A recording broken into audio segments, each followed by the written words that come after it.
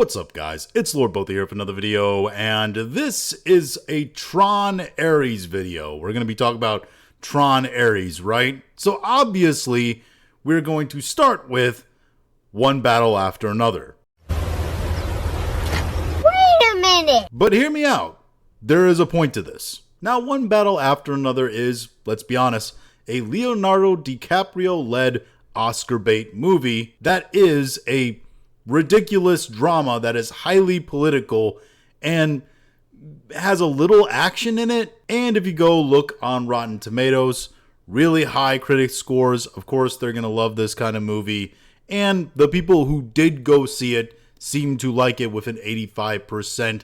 Click on it there. I mean, 76. That's a little bit of a significant difference, but, you know, still pretty positive. That said, the noted director Paul Thomas Anderson's film doesn't actually seem to be doing that well at the box office. So all the people going to see this and liking this movie, it doesn't seem like there's a lot of them. Because, and this comes to us from The Hollywood Reporter, one battle after another easily takes the #1 spot at the weekend box office with an estimated 22.4 million plus opening in North America in over 3,600 locations. Internationally, it has earned 26.1 million for an expected global cum of 48.5 million. And if that doesn't sound like a lot by today's standards in box office, that's because it isn't. I need that money. It also states here that the cost of the film was reported to be $130 million before marketing costs, meaning the opening in the low $20 million range can easily be seen as disappointing. They also do a however after that, but there's no however that eases that blow. That's just what the numbers are. You made a movie for X amount of dollars, you had an opening that obviously indicates that you're not going to reach X amount of dollars in the costs. So yeah, you're taking a loss. And that is, you know, bad. So you get nothing. You lose. Good day, sir. Because movies, while meant to be entertaining, they're also meant, moreover, to make money. Because, you know, it's a business. This is all just a business. By the way, that $130 million mark, I feel like, is a low ball of the reported budget. I've also seen $140 million reported, moreover. And I've even seen some estimates up in the $170 million range. So just like every Hollywood budget, they're doing some kind of level of lying. So in total, from Box Office Mojo here, as the up-to-date numbers stand, domestic, we have almost $50 million domestic, almost $74 million international, for an almost $124 million worldwide. Earliest release is September 26th. It's like October 13th as of today. So yeah, this movie is not going to make its money back because we haven't even hit the initial budget number with the worldwide number. And most of that money is coming from international. And of course, international production company only gets about 50% of those ticket sales, where they get a lot more from the domestic. And also, the longer the film is in theaters, the more depreciated the returns are on that movie. You get less of a percentage of the ticket sales. At least that's how it is in the vast majority of cases. I'm not 100% sure on this specific case, but I know in a lot of cases that's the way it goes. That same Hollywood Reporter article also states here, coming in at number 2 at the domestic box office will be the weekend's other new offering, Universal and DreamWorks' Gabby's Dollhouse, the movie. What the hell is even that? The G-rated film, which carries a reported price tag of $32 million, is tracking to earn $13.7 in its debut. And I have to be honest with you, I have absolutely no idea what the hell this movie is, other than the fact that it is what it says it is right here, a G-rated kids film. Apparently, it's a combination of like live action and CGI. I think I vaguely saw like a trailer for this on a streaming network. I want to say like Kristen Wiig plays the like villain, something like that. And it is a very strange combination of like CGI, like toy imaginary friends or something, and the girl who is a live action like actress.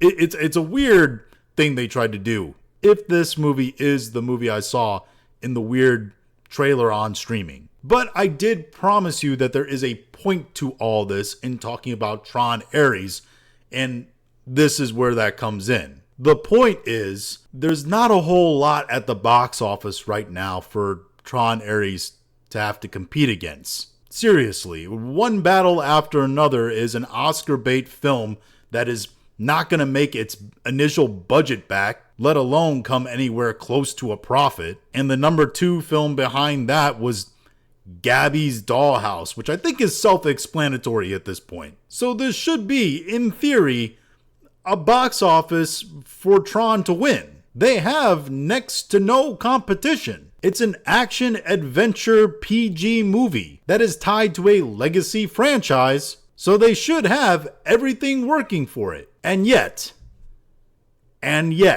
this comes to us from an article from Deadline, and it states, Disney's Tron Ares isn't popping a wheelie this weekend, slowing down to a 33.5 3-day and 60.5 million global debut.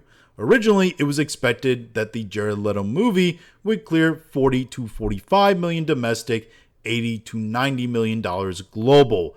By the way, the budget for this movie was reported to be $150 million. And that's before any consideration about lying about what the budget is actually, which we know it's Hollywood. They're lying about the budget, especially because this is Disney we're talking about here, and Disney always lies about their budgets. And this is before they factor in marketing costs too, and et cetera, et cetera. So originally, they thought that this movie was going to, in its debut, make back that reported initial budget, or get very close to it. And it doesn't look like they're getting anywhere near to those numbers that they need. And in total, here are the numbers from Box Office Mojo as it stands right now, October 13th. I know it's only been 5 days since this movie came out, but these initial numbers are not promising at all. $33 million domestic, with almost $27 million international, for a worldwide total of just under $60 million.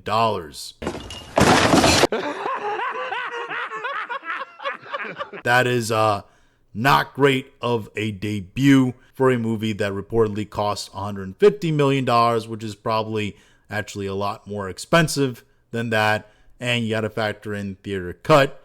You got to factor in marketing budget, which they did market the hell out of this movie. So yeah, it's weird that in a vacuum where there almost is no competition, Tron Ares, a legacy IP that, despite the fact that it's not a massive IP, it's not the most well-known or popular thing around, it does have sort of a cult classic following, and there is some interest around it. And generally, the films have been well received, at least by audiences. On Rotten Tomatoes, the original Tron, its score of 61 from the critics, 69 from the audience. Legacy got a 51 from the critics. It's the critics.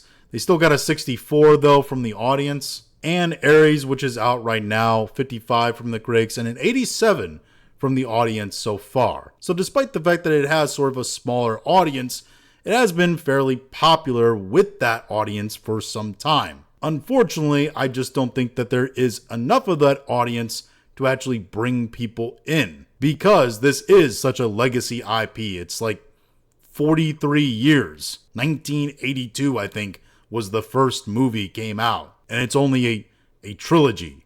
How many kids you know are going to be interested in a Tron movie from 1982? Kids are barely interested in Star Wars from 1977 anymore. And that redefined the sci-fi genre, redefined Hollywood and movie making, to be honest. But just like Star Wars, I also think that Tron suffers in the writing department. Because from everything I've heard about this, It's that the entire movie is a complete bait and switch, where in all the promotionals, Jared Leto is kind of shown as being sort of the lead character, when in actuality he is a co-lead character with a strong, diverse female. Woke! Woke! Which is all very 2019. Unfortunately, it's not 2019 anymore, and the girl boss is a trope that everybody has moved on from, and quite honestly, it's a massive turnoff for audiences at this point. Even if a good story is crafted around it, and you get good acting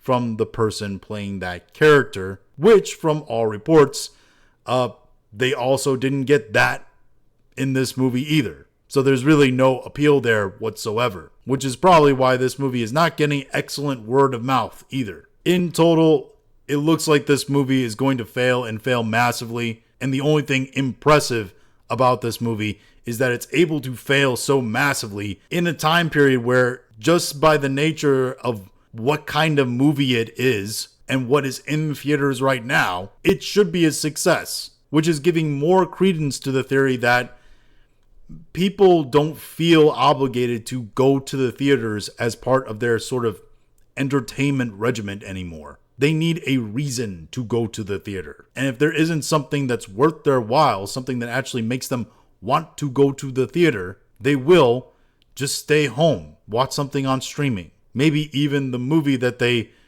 were thinking about going to see before, but decided that they were going to wait for it to come on streaming later because there just wasn't enough of a pull to get them into that theater. But hey, those are just my thoughts on all this. If you have your own thoughts, go and leave in the comments. If you liked this video, go and like, share, and subscribe. If you didn't like this video, appreciate you watching all of it, and we'll talk to you again later.